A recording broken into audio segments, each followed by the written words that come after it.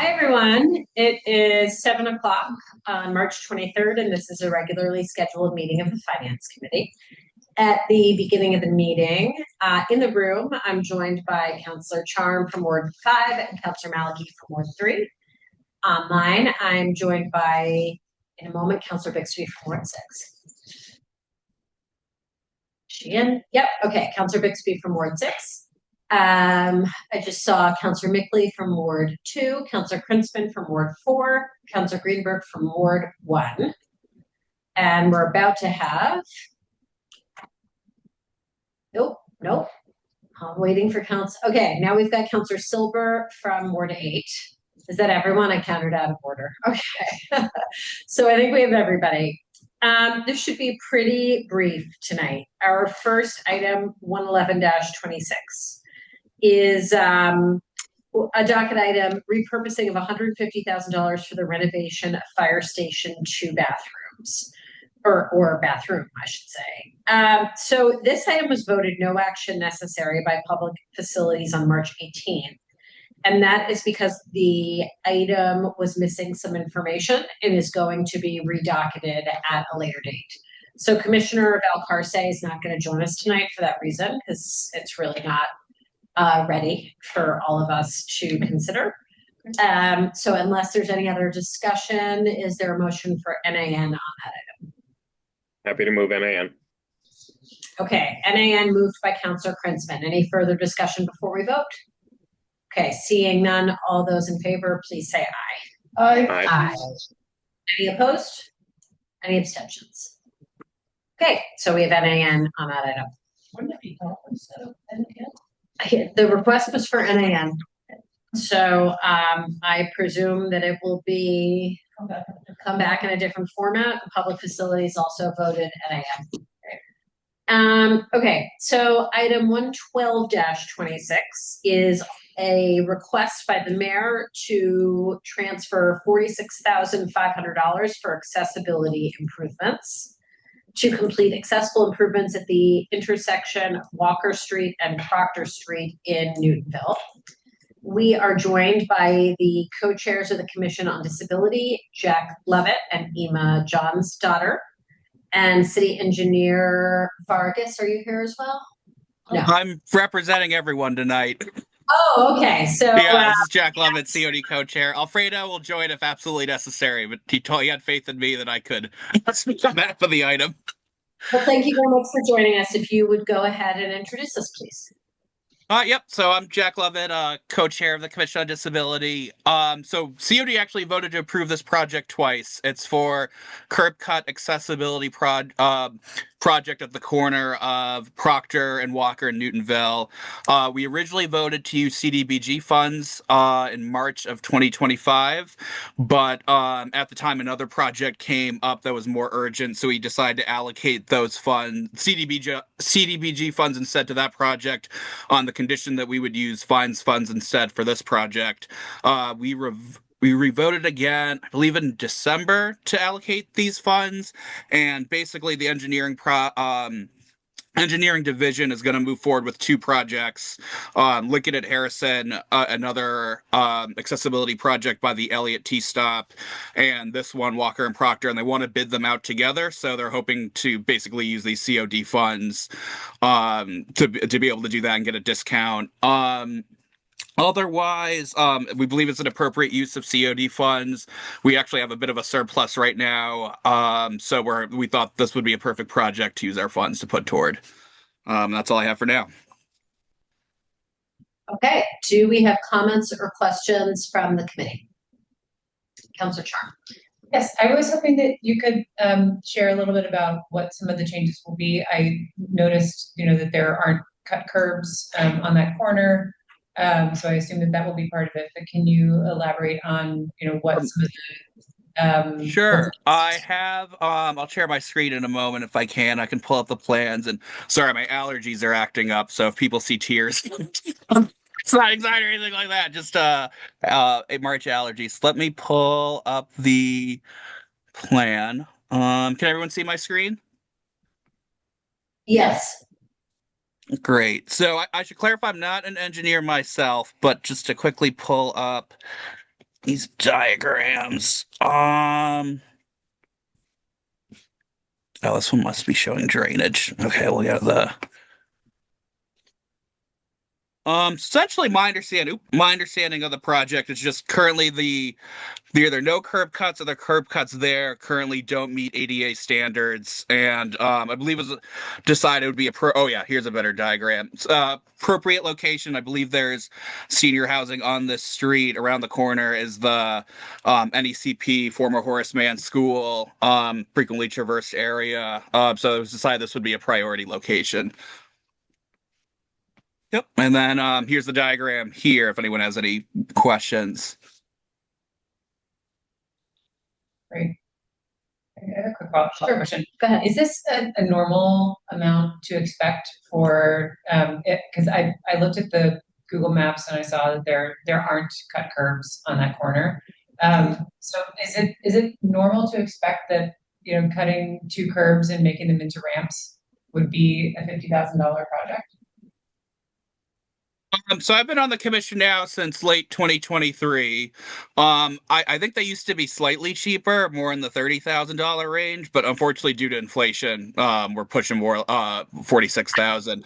In fact, I think when we originally voted on this in March of 2025 as a CDBG project, it was around $35,000, but due to rising construction costs, when we moved forward to COD funds, the engineering division recommended that we go up to 46,000 just to cover inflation. Unfortunately, just a reality. I know curbing in general, since the pandemic has skyrocketed, I think costs have stabilized a little bit, but I remember in that 2020 through, I believe, 2022 period, like year by year, costs were exponentially higher year by year.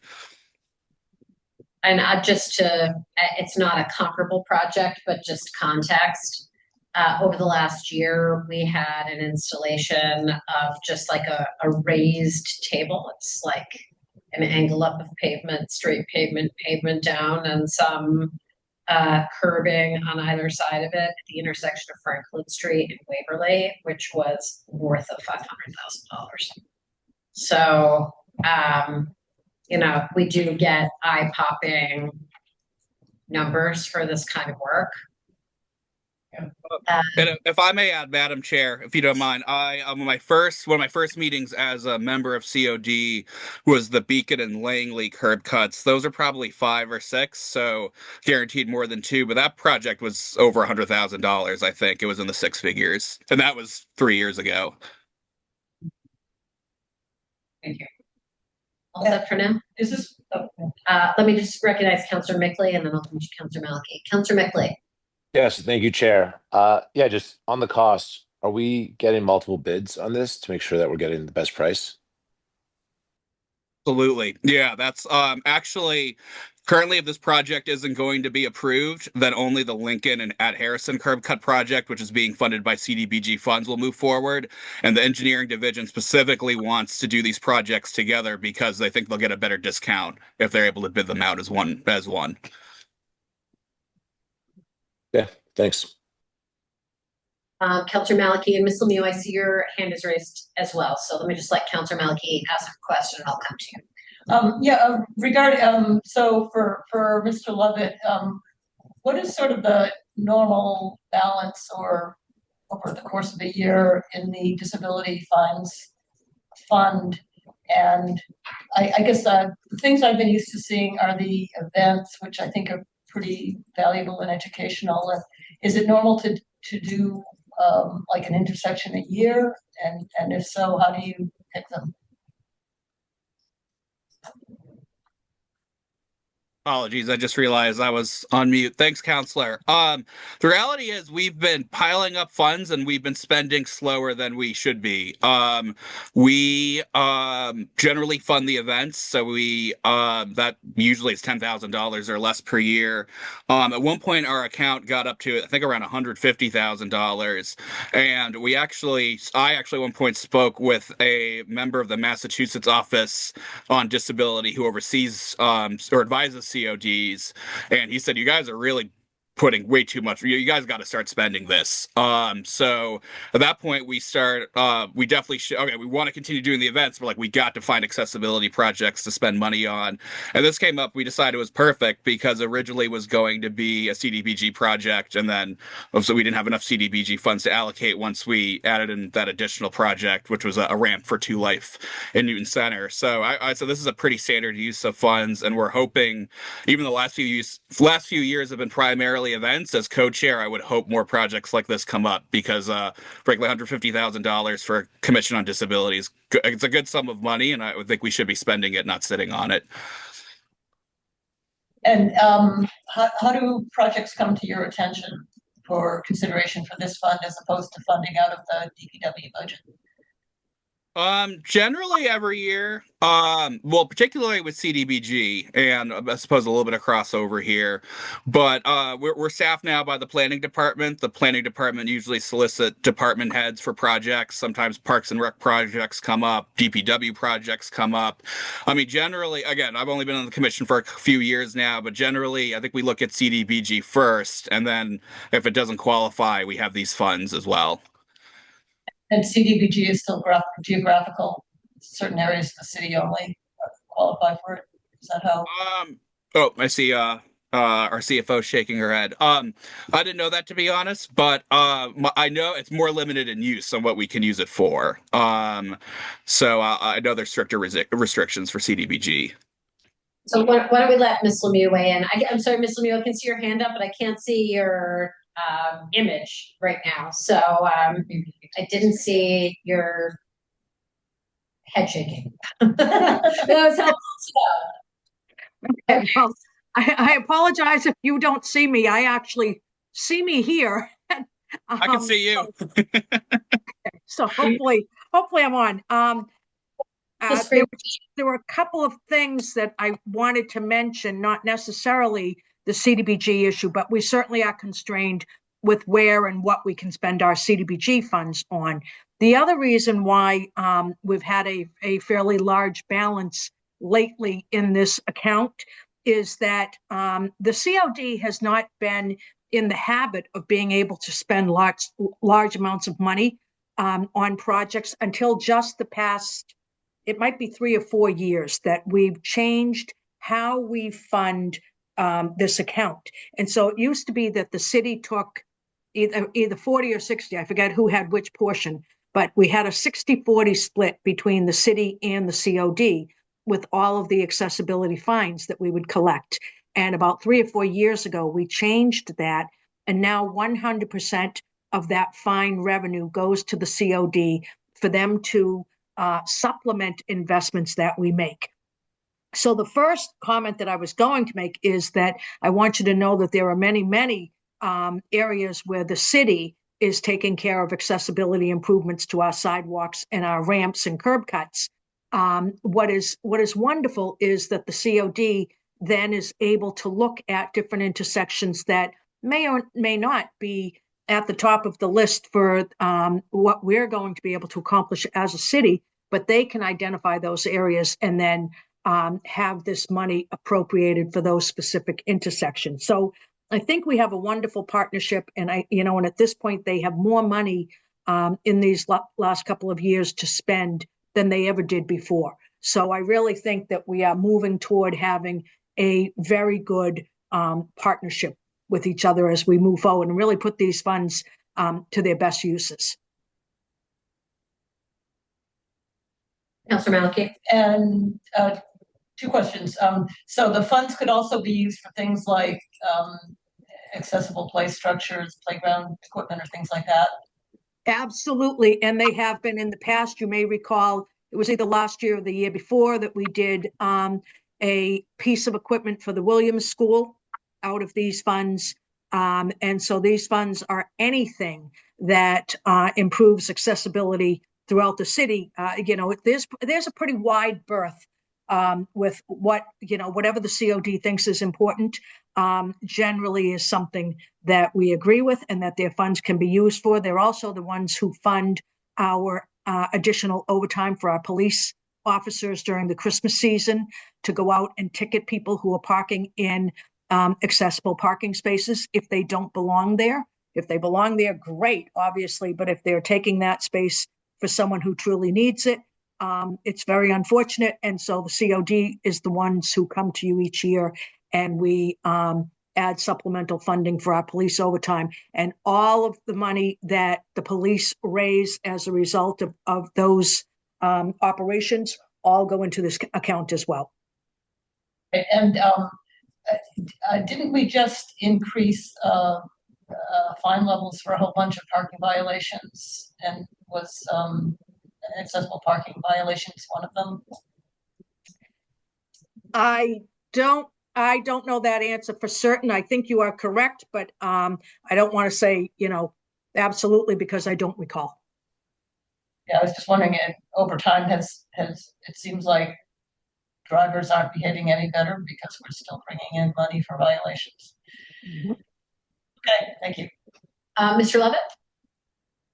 I just wanted to quickly add, one, I second everything Maureen said. I appreciate the COD's partnership with the city. But I also wanted to add that while we don't have a specific criteria, we do try to be fair geographically in terms of where we spend these funds. I remember when I joined the COD, I think we had 2 projects in a row in Newton Center, and I said, as co-chair, I said we need to be thinking more broadly about all of Newton. So we've now funded projects and project in Nonantum. The CDBG funds will be going to a project in Newton Highlands, and we're hoping, this is a project in Newtonville. So we are trying to be equitable in terms of investing in all our villages and neighborhoods. Okay, thank you. Do we have further comments or questions? Councilor Charm. I haven't mapped the specific location of the Lincoln and Harrison project, but you mentioned it's near the Elliott T stop. And there have been wonderful improvements to the accessibility of the T stations. Particularly, I live by the Wapping T station. It's so much better now than it used to be. But are we actually making any of those investments, or is that Mass DOT? And it's just that because I know that's a different project than the one we're talking about, but I just wanted to clarify where the line is in terms of us versus Mass DOT with something like the Lincoln and Harrison, since you said it's near the Elliott T stop. Sure. Thanks, Counselor. I appreciate that. My understanding, so a couple years ago, the MBTA came in and did accessibility improvements on their property at Elliott T Station. I think the DPW saw this as an opportunity to build on this work. So this would be accessibility improvements basically to city sidewalks that are adjacent to the work that the MBTA already did. Okay. Do we have a motion on this item? I'm gonna move it. Motion to approve by Councilor Malachy. Any further discussion before we vote? Seeing none, all those in favor, please say aye. Aye. Any opposed? Any abstentions? That is approved, and that concludes our business for this evening. Thank you all. I know it was a brief meeting. Appreciate your attendance, and we will see you next time. Good night. Thanks. Thank you all. Thanks.